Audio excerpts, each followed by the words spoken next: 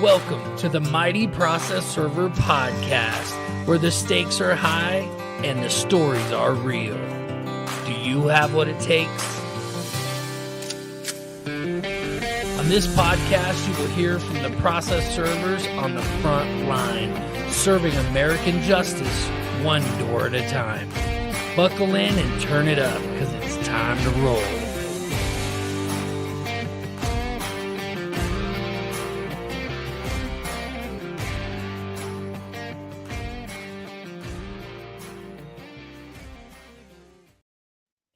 Good morning and welcome back to another episode of Mighty Process Server. Really excited for the new launch of the podcast. Partially because I like telling stories and I like reminiscing on all of the crazy stories from when I first started my business. But I also, a big driver for me is also knowing that you guys get so much benefit out of it, that you guys are taking action, that you're growing your business. It's pretty exciting. So today we got a lot of stuff I'm going to dive into. Today we are talking about the Homeless Fisherman story. And this is a story that I've told, but I always shorten the story. I always make it sound a little bit, I really don't share all the details. Some of them are a little embarrassing, I guess you could say. But let me just bring it back up here. But they're true. Okay. And so we're going to dive into it. So I have some notes here. So the first thing is, if you're new to the podcast, you need to know that this is for process servers. I do tell some stories here, but most of my focus is on marketing and how to actually grow your business. I do share some marketing tips, but more than anything, I get into the business process, coaching, consulting, helping you understand what it's going to take for you to make your local service-based business as a process server blow up. That's what we do here. So, so the first thing is, you have to understand, taking you back here, and if you guys want to actually be a part of the show, you have an opportunity to be a part of the show every week. You can join me backstage. You do have to join my private community on the school platform. It's called Mighty Process Server, and you can actually go to mightyprocessserver.com, join the community, and then you can be a part of the conversation. At the end of today's episode, I will take questions from anyone who's backstage, and we'll go from there. We have a little conversation. It's always very rewarding. So first of all, let me take you back to my first ProPer client. Okay. So most of you guys know I started off as a process server serving for affiliates. And affiliates are other process serving companies that maybe charge us to say $50 and they'll pay you $25. Very simple, right? That's more of a localized process serving company that's making money, but also, not making a ton of money, just, keeping things going, and they don't have to serve anything because they give them to you, right? That's the idea. Well, most of my serves, I want to say, I think I had probably like maybe 10 or 12 serves of like that from affiliates. And then I started marketing myself and putting outside of the courthouse. And I would go in front of the courthouse and had a little sign, and I always wore a shirt that said process server on my back. And I used to go to court for this lady every day to do court filings for this affiliate. And one day I'm standing in line, and this woman comes up to me, and she's behind me in line at court. And every time I go to court, I would have, no less than 10 filings, right? Because we would get them from people all over the country. And this affiliate would give them to me to go down to the courthouse and file. And I would get like $5 each or whatever. And so she taps me on the shoulder and she goes, Mike, she goes, excuse me, sir, are you a process server? My shirt says process server, right? And I said, yes, I'm a process server. And she says, well, I have hired multiple people to try to find him. He left me a year ago. He's not paying child support, and I can't even divorce him. Like, she's trying to divorce him. Now, the thing that I have to tell you about this story is that this woman was very attractive. Very attractive. And I had just went through a divorce myself. And I was like, yeah, I'm a process server. I could help you out. And Needless to say, I said, yeah, no problem. I can help you out. This is before I had my website. Right? This is before I had a website built up. I don't even think I had to Google my business yet. I just had these shirts. I was like, surely someone's going to see me as I'm walking around and hire me. And sure enough. So I said, I can do it for $50. Find a homeless man and serve him. Can you imagine that? Okay. So she gives me a list of addresses. I got her number, of course. She gives me a list of addresses and I start attempting, thinking I'm going to be the superhero that goes and serves it. I'm just going to come back with a proof of service and she's going to, oh, thank you so much. Why don't you marry me now type of thing. And that didn't work. So anyway, I make attempts. I go to this address one where his friend lives. His friend doesn't know who he is. He pretends not to know who he is. I go to another address. I'm pretty sure it's his mom. Now, if I was to do this again, I wouldn't even attempt any of these addresses until I made a bunch of phone calls to find out exactly where he was. Then I would drive there and serve him, right? In this case, that wouldn't have worked either because he literally lived nowhere. He knew she was trying to serve him. He wanted her back. He was a toxic relationship, but I'll get to that in a second. So I come back to her after like 2 weeks. I'm like, hey, I've been trying. I call her. I'm like, I've been trying to serve him. None of these addresses are any good. She goes, well, you said you could serve him. And I was like, well, no, I can. I just need a good address. And she goes, well, that's the point. I don't know where he is. Can you find him? So I tell the woman I'm working with, the affiliate, I'm like, I'm trying to skip trace this guy. How do I do it? So I learned about skip tracing. This one job that I took taught me so many lessons, and I'm going to go through them here. Okay. But first of all, the skip tracing part of it, I didn't know what skip tracing was. So what do? I go to Google, skip tracing, and I go, how to find this person. I Google the guy's name. Nothing. And looking back on it, I probably could have found something on Google using a Boolean search and cross-referencing LinkedIn and stuff like that. I might have found something on him because he had a job before. But anyway, I couldn't. So I went ahead and searched for him. Couldn't find him. And on Google, when you search skip trace, you're going to find these skip tracing platforms that are predatory, that basically just make their money on new process servers or maybe new PIs, because you search for it, you find it, it shows up, and then like Radaris or different ones like that, there'll be like, if you go to do a skip trace and there's like a spinning wheel where it's like finding results and you see like things popping down, finding results and all this kind of stuff popping in on the thing like it's thinking, and it's really just going to pull up some true people search information, which is not always great. To be honest with you, if you are just starting out, truepeoplesearch.com, even though the data is not great, I'm not saying the data is great, it's 100%, it's 1,000 times better than sitting and waiting for data that's going to be the same exact stuff. They just make you wait to make it seem like it's legit. But the data is trash, and you pay like $35 for a skip trace. And they want you to sign up for a membership and all this stuff. Those of you guys have been in the business a while, you need to sign up for TLO or for Delve Point or Clear or LexisNexis, which is now called Accurate. One of these types, because they're going to give you the best data, and it's like $2 a skip trace. So anyway, I didn't know that at the time. So I spent like $35 for junk data. I'm like, man, what am I supposed to do here? So being inexperienced but highly motivated and not having a whole lot of serves to do, I call her up and I say, is there any place he likes to hang out? Is there any place I can just like go hang out to find this guy? I've never not found somebody. Because, to back things up a little bit, when I first started off, I said yes to every single job. And what I've kind of realized over the years is there's two kinds of people in this business. There's the kind of people in the business that are like I was, where it's like you take every single job. There's no job you can't take, and you're going to have a failure rate of, let's say, 20%. Okay. But you've set your expectations so high that 20% feels like 50, right?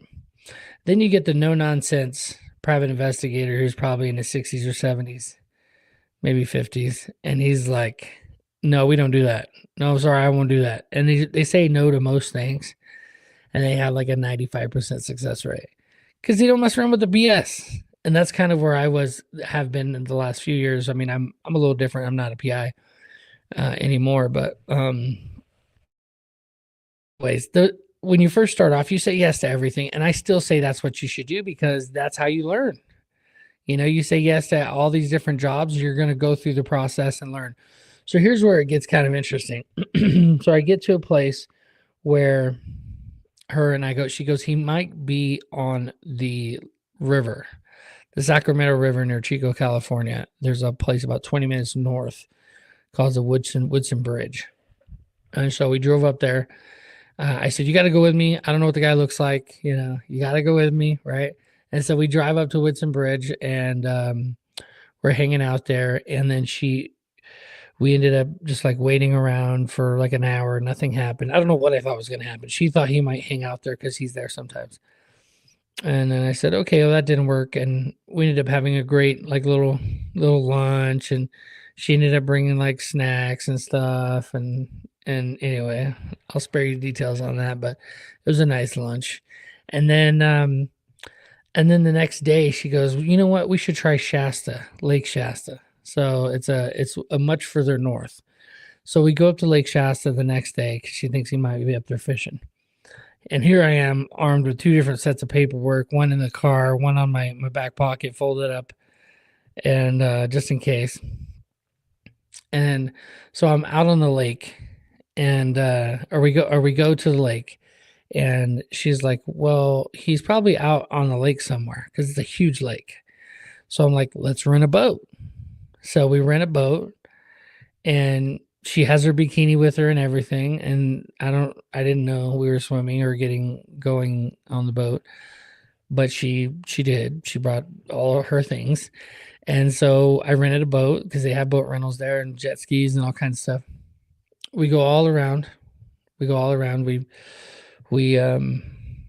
a great day. We don't find him. Okay. We don't find him.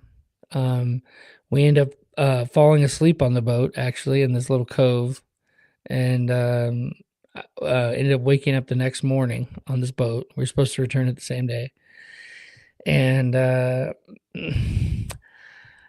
my kids might watch this, so I got to keep it cool.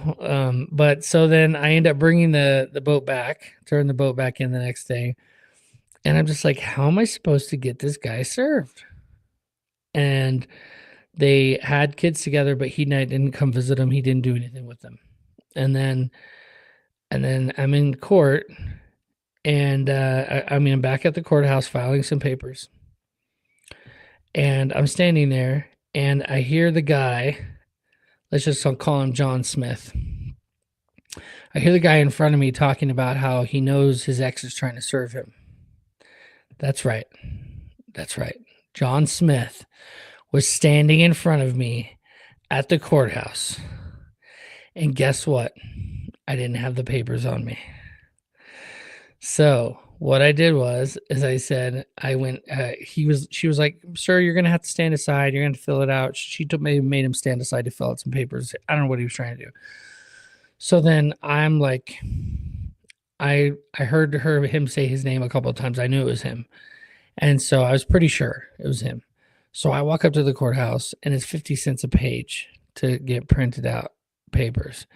So I tell her, can I get the case, a copy of the summons and petition on this case, is the divorce case? And she goes, yeah. And her eyes got big, and I knew all the clerks because I was there every day. Her eyes got big, and I was like, yep. And she gave me the papers, and they weren't stapled at all. And she gave me the papers, and I literally went like this. John Smith? He goes, yeah. And I go, you've been served, buddy. And I turned back, and I'm like, I just have a few papers to file, and I gave her I always took them off the paper clip and separated the original and the copy for them, And so I just immediately started doing what I normally do and lay them out for her. And this dude just standing there like Like, how am I this unlucky? Oh my gosh. Um, oh my gosh. So some takeaways. This lady started coming to my office. I had an office at the time. She started coming, like it was on the front end of my building, which my house, where on the front of my garage, and so she knew where I lived, and so she started coming by all the time, and it was the worst experience trying to tell her that I did not want to date her anymore, and I learned then to never mix business and pleasure. That's how I learned. I mean, because I knew she wasn't a good, like, potential partner because of what I had learned about her. But I also learned that just because it looks fun doesn't mean you go down that road, you know. And so, a couple business tips, some takeaways for you guys here is that, first of all, you never know what's going to happen. Second of all, having an intake process for understanding, like, a skip trace. Don't take every skip trace. Don't do it. And here's a couple tips. So first of all, if someone wants you to skip trace their long lost lover, but they have no legal documents to serve them, don't do it. Don't do it. There's no what are you gonna get? So you're gonna get $75. You're gonna tell the guy where she lives, and he doesn't have any legal documents or any legal reason for finding her, but you have the $2 ability to find her in 2 seconds. Don't do it. There's a million reasons why, but the most important is that you don't want that hanging over your conscience, that, you tell him where she lives. You tell OJ Simpson where his girl lives, his ex-girlfriend and her new boyfriend live. That's not going to go well for you. That's just one. There's a big case in California, actually, that took private investigators' ability to do license plate searches away. There's now a loophole. There's another company that provides that service. I know that, but for PIs and process servers, but there was a huge case about it where the PIs got their ability to skip trace through the DMV taken away. And it was because of that. So don't do that. When it comes to serving this guy, he was homeless. Don't take skip tracing jobs for homeless people. Do you know how much, the whole time I was doing this, the whole story that I just told you, how much money did I make? $50. I rented a boat for $180. I got a $40 fine for not bringing it back on time. And I think I had to pay for the next day too. So it was like, ended up being like $300 bill. What else?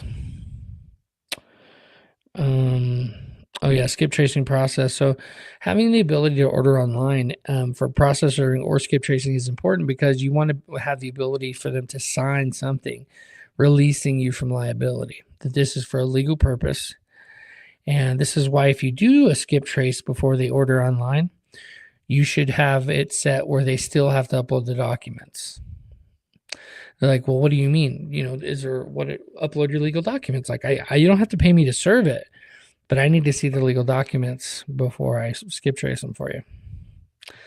What else? When there's children involved, sometimes one thing that I didn't mention that I would normally do is I would use the children to get them served. As I would say, well, when you guys exchange the children, I can be there, and when you take the children, you just go right inside, and then while he's out of the car or whatever, hugging the kids or whatever, like as soon as they walk away, I'll be there just like a normal guy walking down the sidewalk. Here you go, sir. That way the kids aren't involved, but you kind of use the kids to get them served, right? To get them out of the car. It's the same thing for they're on their way to work. So you come out, you buy their house around the time they go to work. I'll share something else with you guys. I have some personal stuff here today.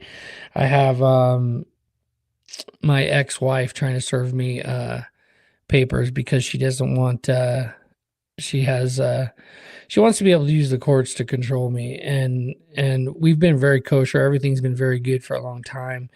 And then recently I had some of my kids telling me that the new place they moved was kind of not in great condition. And so I went to go check it out. She didn't like that. So she filed temporary restraining order papers on me. And so while that's kind of dramatic and maybe a little embarrassing, even, I share it with you because um, it's funny now being on the other end of it, watching inexperienced law enforcement people trying to serve you. There's no way you're not going to get me. And if I had a job, so being on this side of it's kind of funny. They've extended the hearing probably like 6 times. And me saying this live probably isn't smart, but I don't care because the law still protects me. If you don't serve me, and then you don't have jurisdiction. The court has no jurisdiction over my person, over me as an individual. And so anyway, I know this is about the homeless fisherman, and I'll take some questions if you guys have them, but you guys can also put them in the YouTube chat if you have questions, but make sure I have it up here.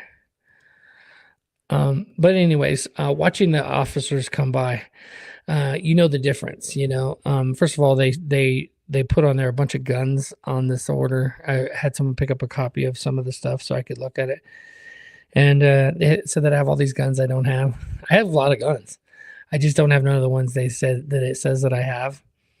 And the first guy that came by caught me off guard and he served me, but he did not include the DV 109, which is, first of all, domestic violence. It's been over 10 years since I've even been in the same room as the lady.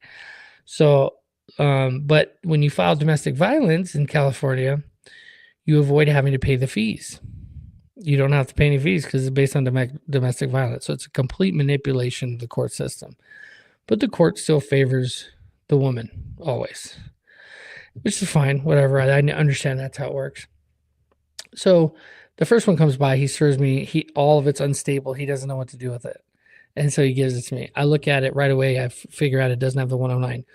So I show up to the hearing and I tell the court, I'm only here for the purpose of arguing jurisdiction that the court has over me. And he's like, you mean for Tehama County? I said, no, I mean, I haven't been served all the documents. I have no idea what this petition is about. I didn't get a copy of the actual request, only a copy of the restraining order. And he's like, well, ma'am, do you have a copy of the proof of service? They didn't even file the proof of service for me. So I'm sharing this with you because from the other side of things, I'm fascinated by how people, just the lack of professionalism, process servers will outserve a sheriff or a police officer every single day of the week because they got another job to do. They're pulling people over. He gives the guy a ticket over here and he thinks he's going to swing in and catch me off guard. Dude, no. Now, a part of me back in the day, way back in the day, would think the law's looking for me. This authority. I have to answer the door. I have to, call them, go to them, get my papers. The thing you have to understand is as soon as you're served, and this is why you should have some empathy for the people you're trying to serve. As soon as you serve the person, that court now has jurisdiction over them. So if for some reason the court wanted to, let's say, put them in contempt of court or do a bench warrant for their arrest, the court now has jurisdiction or authority over that person because they're now served. So as a process server, you have a very important duty. You have a very important duty to put jurisdiction over that person, but you're also doing the person you're serving a favor because you know that they're being sued, right? As a part of the process. Very important. And you guys know that, those of you guys that follow the show and are process servers, so you understand how that works. But there's a couple of things. So that guy, he messed up. He didn't serve me all the paperwork. And she was sure in the hearing, I heard her freaking out. It was so funny. She's freaking out, no, I gave him all the paperwork, Your Honor. He's like, well, even if you say you did, there's no proof of service. So if you're a process server, serve all the documents. And let me tell you how this happened. I already know. She submitted the request. to the court for a restraining order. It goes to the judge. It takes a day or two to get back from the judge. Sometimes only a day, right? So it comes back from the judge, and all these other papers get stamped and issued or whatever. And then when you go to pick them up from the courthouse, if you do that, they give you the packet of paperwork that doesn't include your request. Your request was something that you filed, and they gave you a copy back right away. See? So they gave you a copy of everything that you don't have. So it comes to you in two different sets, right? So if you submit a request, that request also has to be, so anytime you're serving in California, but this could apply to other states too. Anytime you're serving a paper in another, you're serving a paper that has to get issued first or approved by a judge, that document has to go with everything else too. First mistake. Costly too, because now she got the free filing because she manipulated the court system, used domestic violence restraining order. The second part of that, though, is that she had to pay. Well, she maybe didn't have to pay, but since it's out of state, she probably had to pay the police department. But anyway, they came by here after she reissued it, and apparently they had reissued it like 5 times. Why are you trying to serve a restraining order on a guy that's 3 states over? Like, what does that solve for anybody? So anyway, so then the next guy comes by, and I kind of feel bad because I've been on the other side of that door, but I'm like, I ain't answering to the doors. He's knocking, and usually they'll come once a day. And then the last day of service, which is 5 days before the hearing, this guy came by like 8 times. So this next time when I knew it was going to get reissued, I just called the court, said, what's the court date? When's it? And I know what the last day for service is. So I hitch up to my RV over here, take a little trip for the weekend so I don't have to hear him knocking on the door. I'm just fascinated. Oh, but one of the things one guy did that I really liked that you guys should know is he knocked on the door. Knock, knock, knock, right? It's something I used to do all the time. So effective. He'd knock on the door, he'd take off, and like 3 minutes later, swoop back in and knock again. And I don't know if he meant to do that, but I used to do that all the time. I would go serve my route, and then I would actually do the same route over again, but backwards. I would go back, boom, boom, boom, boom, boom, boom, boom. So I would hit him like 5:15, 5:30, 5:45, all the way to 6, right? Or 7 or whatever, and then I would go back the other direction. So it's not a circle, it's actually like a, and that second attempt, I would often get them. I would often get the person the second time. And I don't know if he meant to do that, but that's what he did. I didn't answer, of course. If it wasn't a restraining order, I would answer. If it was just a normal, like, hey, let's go to court, let's talk about this, I would answer. But the thing you have to understand about a restraining order is it immediately requires you to turn in your guns. I have hundreds of guns. I'm not turning in my guns. It immediately requires you to, it's a no contact order with the children until the hearing. You're going to like cut me off for my children for, a month. No, I still call them. I still message them like, you're not going to cut me off for my children. It just does so much, right? A restraining order does so much. It means there's sometimes if you're getting served a restraining order, like divorce papers. And again, I'm not an attorney. I just know about this stuff. So, consult an attorney if you need legal advice. Okay. But I tell you this story. The first story about being a process server, and then this story about my ex-wife and the restraining order is to let you know that like this is a profession that's important and you have to run it like a business. When you get a new job, like what's your process for taking an order online, not mixing business and pleasure, super important. And then one thing, if I was trying to serve me, that these guys don't do, and the law enforcement officers never do this for multiple reasons, but talk to the neighbors. I know all my neighbors, and it would be embarrassing to have a police officer go and talk to all my neighbors about my business. I might even take service if I knew that was happening. I'd be like, listen, stop, come here. Just like, let's fine, whatever. In this case, I still probably wouldn't because I don't want that restraining order hanging over my head. Is it evading service? No. I'm just going about my normal day and I don't want to be served. If somebody were to hang out here outside, they would get me because I'd end up getting in my car, driving down the road, and they'd see me, right? I still have to go deliver dumpsters. I still have a lot of different things I have to do during the day, in the course of my day. I go outside, feed my chickens, right? So if they were diligent enough, they would have already served me. But the thing about the reason why process servers run circles around sheriffs and police officer departments, especially police officer departments, because it's not what it's never been their responsibility to serve civil process. The sheriff, that was their first responsibility back in the Magna Carta days. Their whole purpose was to take a paper from the local magistrate, judge, or governor or whoever, and the sheriff was the guy who would come, not the tax collector. Sometimes they were the same person, but often they weren't. And the sheriff, his whole duty was to come like a messenger, was to come and give you, hey, the governor wants to see you. You're due in the governor's court, and so he would serve you. And so a sheriff, for a long time since the Magna Carta, before probably, they've had that duty of serving civil process.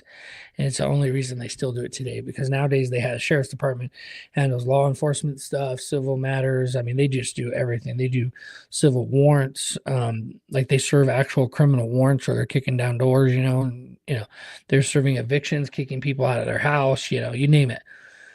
So that's my story today, you guys. I don't see anybody backstage that wants to ask questions. We do this every week, every Wednesday. So if you are interested and you want to be you want to participate in the podcast, feel free to come. The homeless fisherman, he was just very unlucky. He was just a very unlucky guy standing in court trying to deal with things, and poor guy. I just feel bad.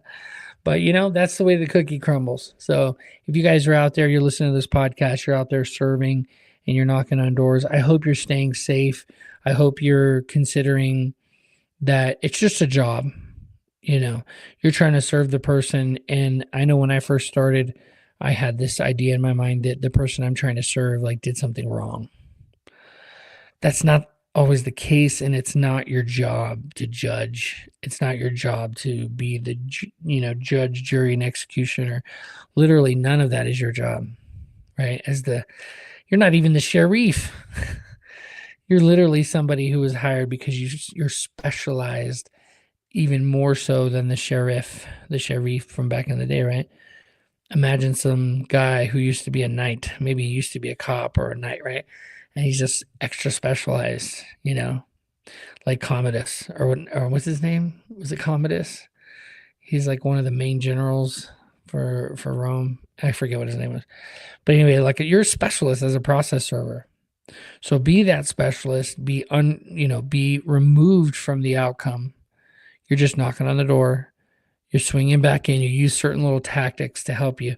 Like one thing I noticed is the guy who knocked on my door, a couple times, does he know? I mean, the lights are off. I'm in the back room with, everything, just living my life, my best life, with my dogs and everything.